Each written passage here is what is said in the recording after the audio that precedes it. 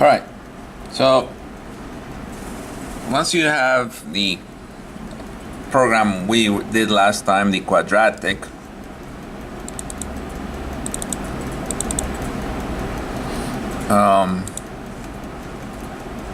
so if I run it, I need to find, is it here? Yeah, there's my static void main. And here's the program, right? Solve it, and there's my answers. But when I have a height, again, it's not available. So what we're gonna do is create a couple of exception classes using this. So first one will be imaginary number. So I will add a new class, and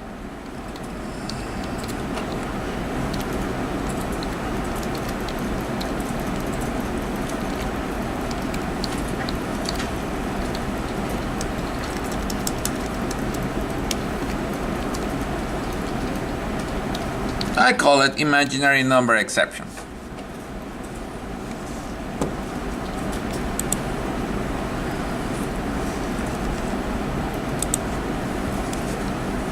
Well, this class is an exception, so we want to inherit it or extend the exception class.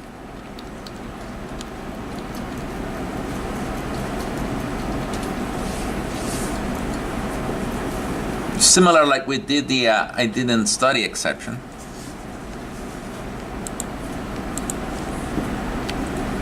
I'll say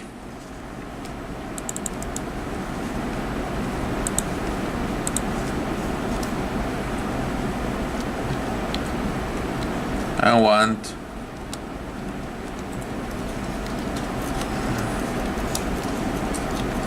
a couple of constructors.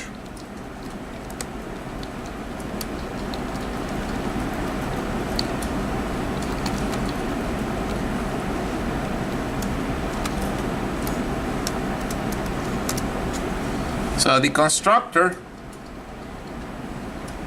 that has one parameter, a string parameter, we'll simply call the parent constructor and pass whatever message we have. If we call the default constructor, I can say, you know, whatever you want my message to be.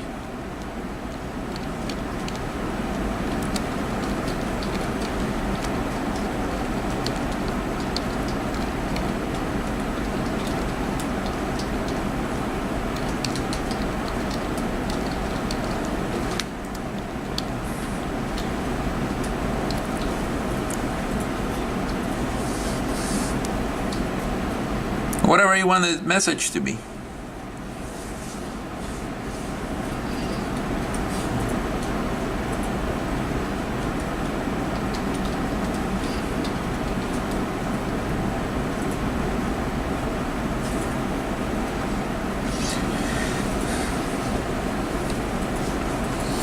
Now we can have another exception for the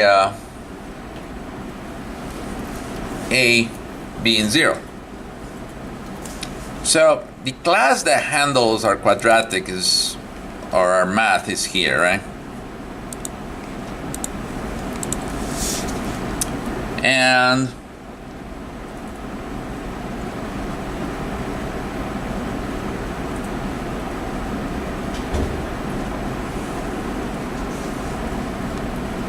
when we say the A, we should check if it's 0 or not, right? And when we solve, we check it is imaginary or not, right?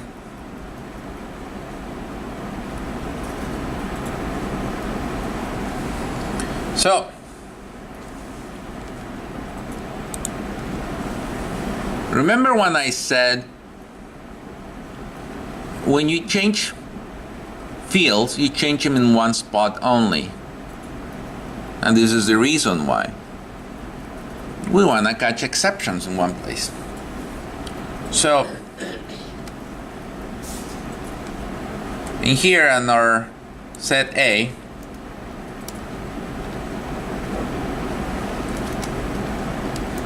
we should check if double A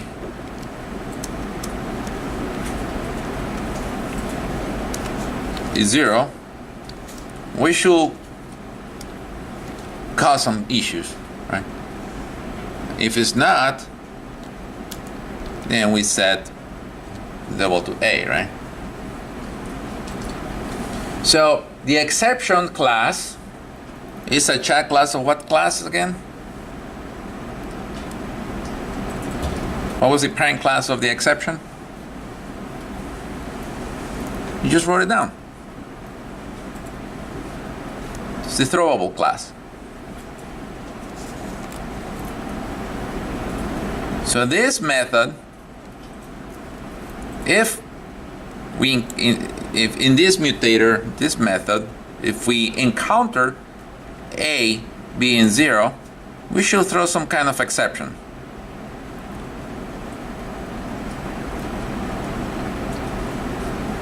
Let me put some curly brackets to make it easier to read right now.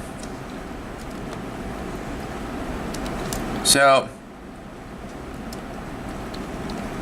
I showed you we had this invalid number format exception class.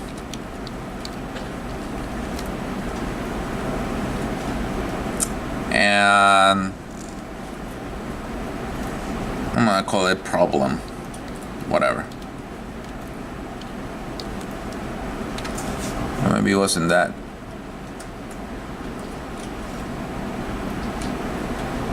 Oh, it's called illegal format exception. I'm sorry, not invalid number.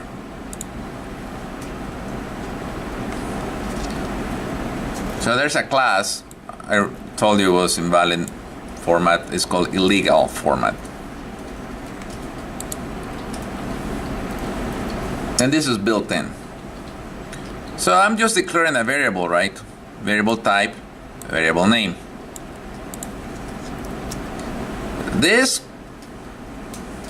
problem variable,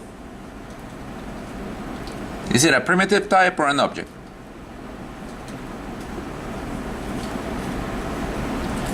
What is it?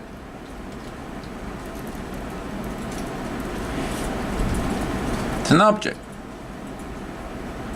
You know the primitive types, first you can tell because there will be purple, but also you know there's only a handful of them.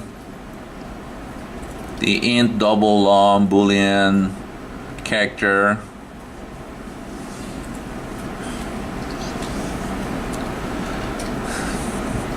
So because it's an object, I need to do what before I can use it? I need to instantiate or create an instance of that class.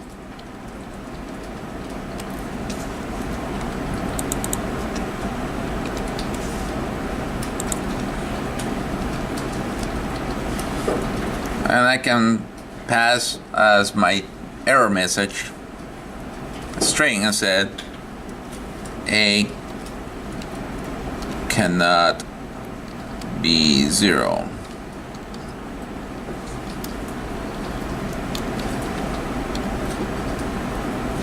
Oh, it won't let me. It's undefined. Huh.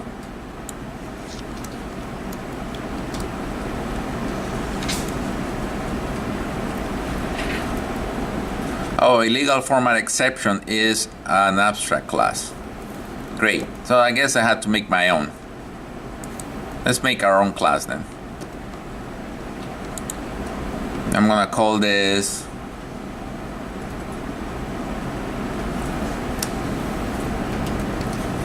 illegal quadratic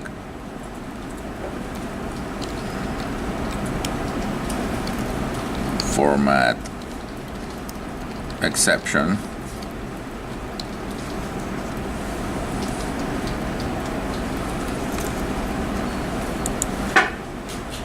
And this, I can inherit it from this other class.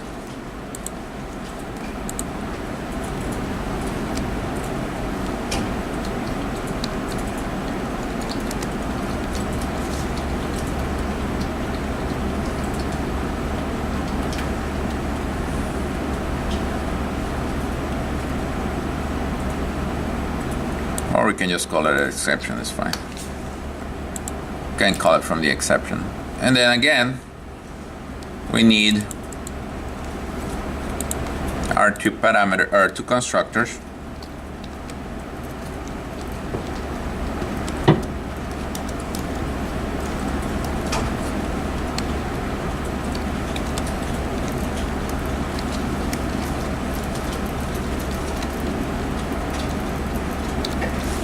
The one that takes a string simply calls the parent.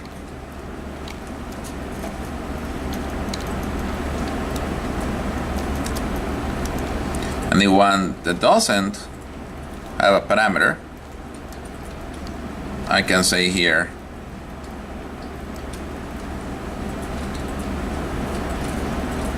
value of A cannot be 0.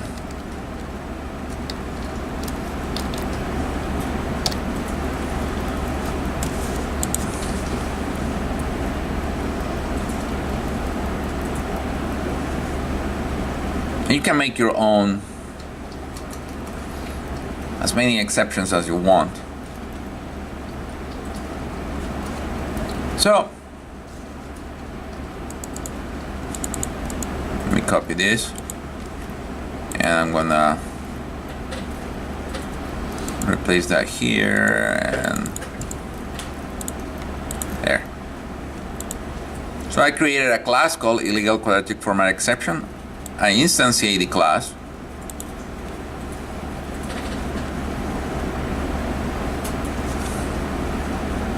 But then, how do I force it to cause an error just because it creates it? So if I run this, and I make A 0, B 5, and C 0,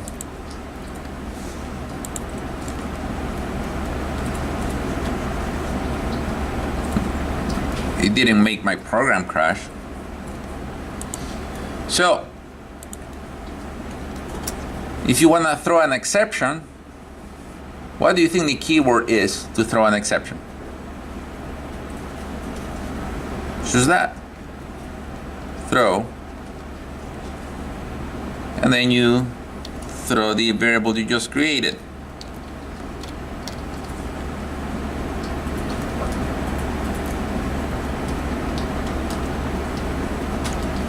Now you get a red squiggly line, that means there's a syntax error somewhere.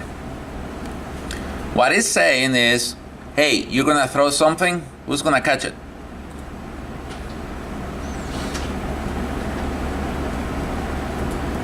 Well, we noticed that our quadratic class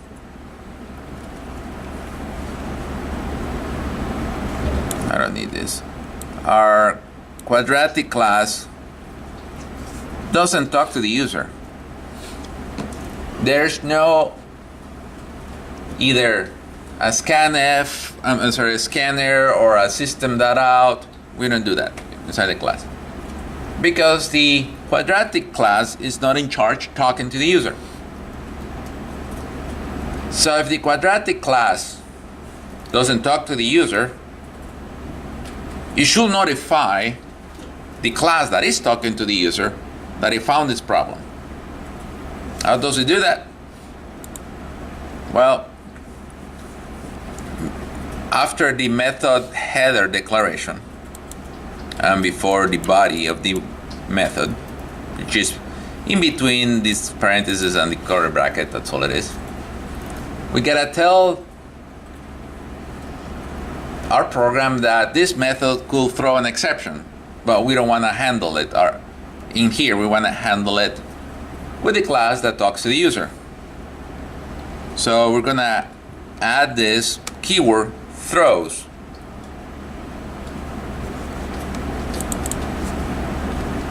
And what does he throw, or could throw, is that the illegal argument exception, illegal quadratic format exception. So notice, now my squiggly line went away here.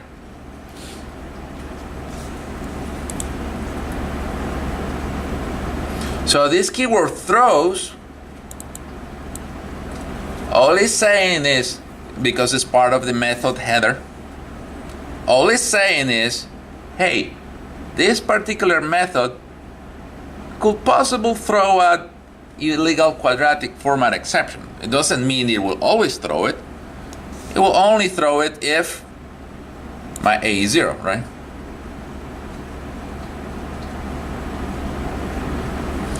But if it doesn't, if the is becomes false, that means it's not 0, then it simply assigns it.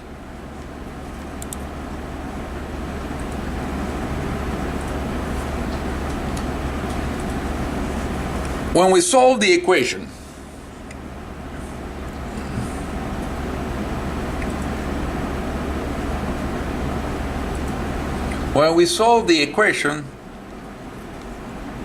if this is false, that means it cannot be solved. Guess what? We should throw the imaginary number exception, right?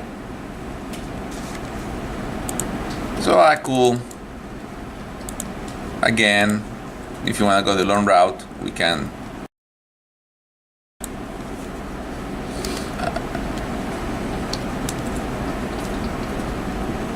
I'll say E equals new, so I put it in one line here.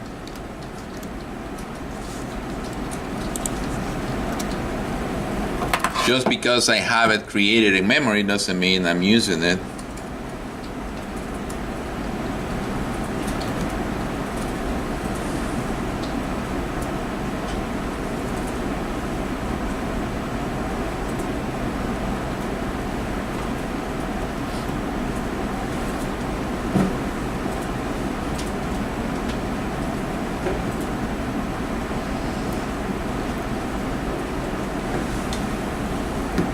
So I throw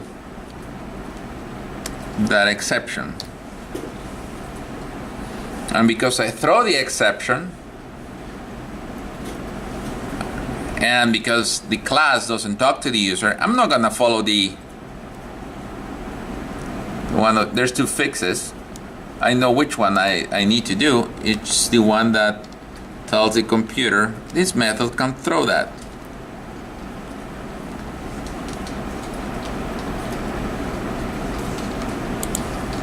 Oh, it gives me an error. Oh, guess what? Because this is part of the this method, it is in our interface in the math equations. So this math equations needs to have that too. So we gotta add it here in order to throw it, to be able to throw it here. And the problem went away.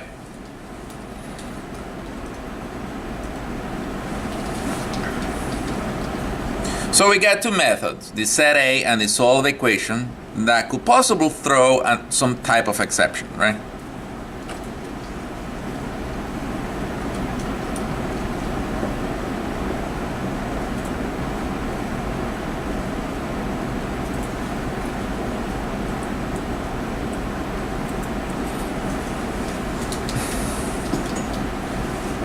So far, so good? Are you caught up? I'll give you a second.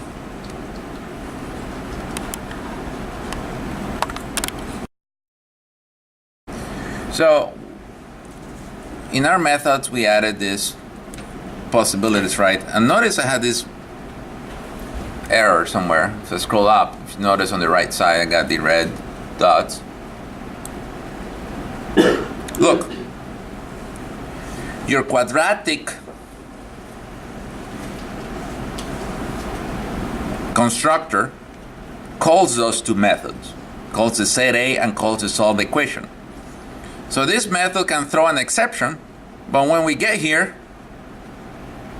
it can just fall into the void. It needs to be cut.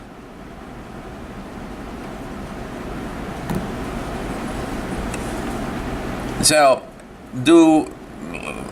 based on what I said earlier, do you think we should handle the exception here, or should we just pass it on to the class as talking to the user? What's your guess?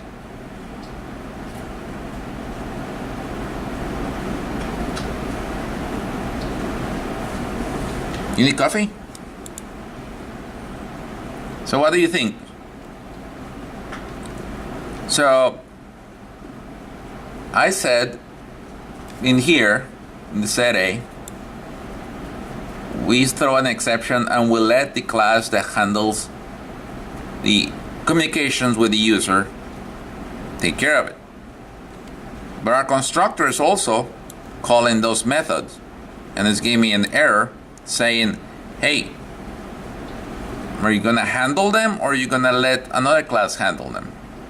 Well, I'm gonna let another class handle them because this is not talking to the user. So he says, I'm gonna add this throw declaration, and I got this other one. So now notice, when a method throws multiple exceptions, I separate each exception with a comma. So the constructor in the quadratic can throw two types of exception, because we had two different exceptions here. So I didn't handle the exception here. Well, okay, looks fine. I run the program and oh, error. Well, I have a constructor and I have two methods that could throw an exception, but nobody does anything about it.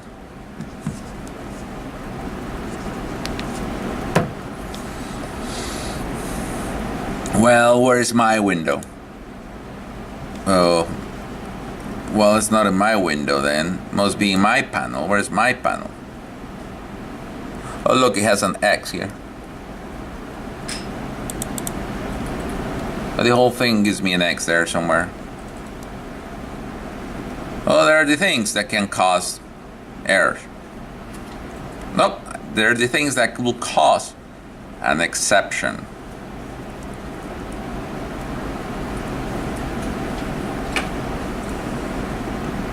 So, inside this code, the things that could cause issues are these two lines, right? The set A and the solve equation.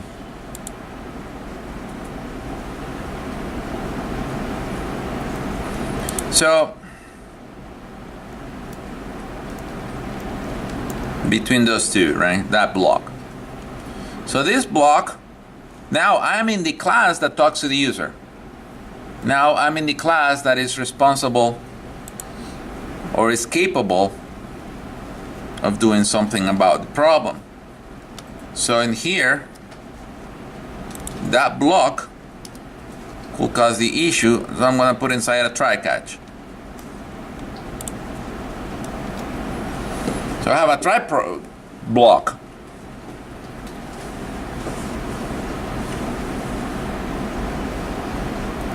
Alright, so anything that could cause a problem is inside the try. So you learn, once you do this for a living, that you pretty much put everything in a try catch, just in case. So I'm gonna catch an exception. So I had two types of exceptions that could happen, right? The imaginary number and the legal quadratic format.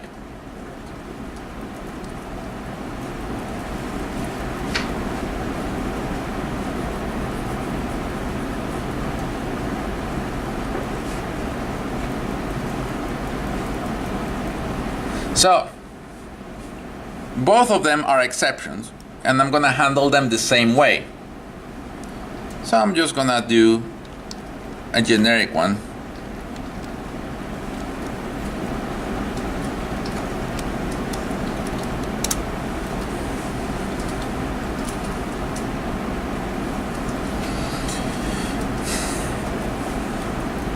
And let me show you something.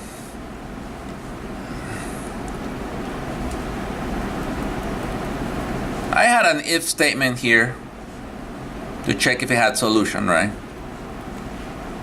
If it didn't, it will set my x1 and x2 to not available. So if an exception is thrown, either that the A is 0 or I got imaginary numbers, I should set those labels to not available, right? So guess what? I can move this to here.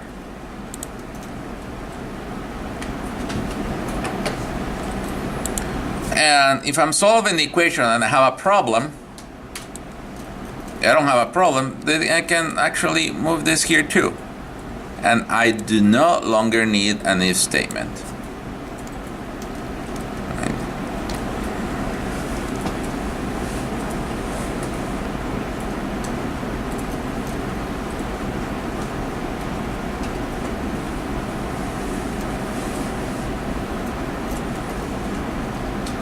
Let's see what happens if I run this. So if I put 2, 5, and 3 in that, oops. I know that works, right? I get values. But what if A is 0? I just get the not available. What if A is really high? 10, still not available. But the user doesn't, he wants to know a little bit more information. So what we're gonna do, after we set our labels here to 0, I'm gonna add my error message.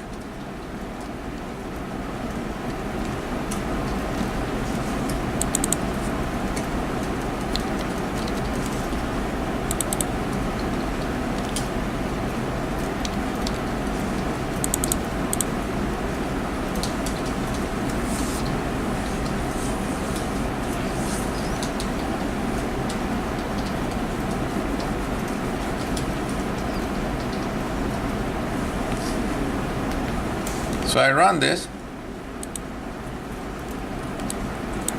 So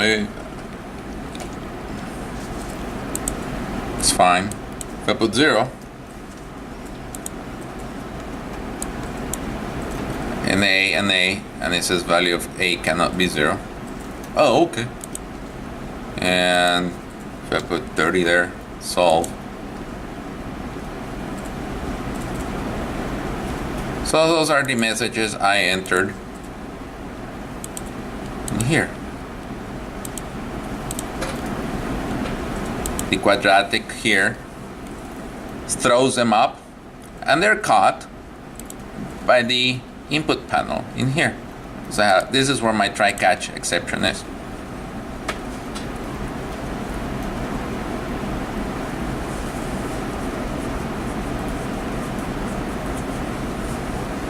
Questions?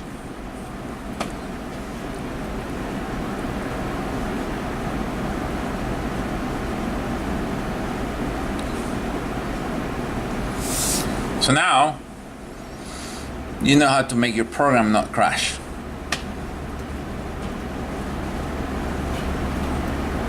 We wish Windows had that ability.